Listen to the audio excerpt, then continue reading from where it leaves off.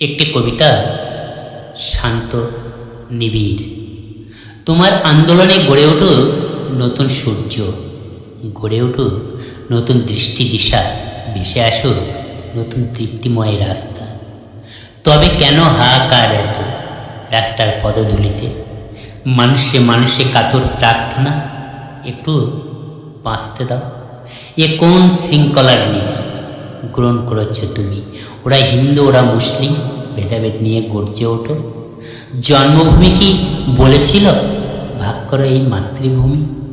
এই কি দেখানো তোমার গর্জে ওঠা রণতরী?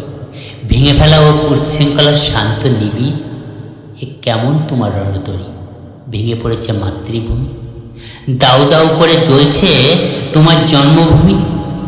চারিদিকে হাহাকার, লুকানো হচ্ছে মানুষের লাশ, ভেসে উঠছে বাঁচাও বাঁচাও, একটু বাঁচতে দাও।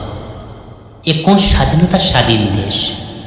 তোমার আন্দোলনের দিশা যদি এটাই হয়, তৃপ্তিময় রাস্তায় হাঁটবে কারা, দেখবে কে? যদি নাই বা পেল একটি শান্ত নিবিড়, পারল না তোমার রণতরী সাজাতে এ বাগান।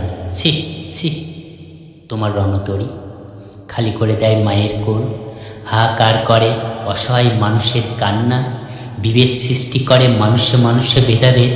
চাই না চাই না এমন রণতরী। জন্মভূমির শিশুর আর্তনাদ শুনতে পেল না তোমার রণতরী। পাষাণের চেয়েও নির্মম তোমার রণতরী।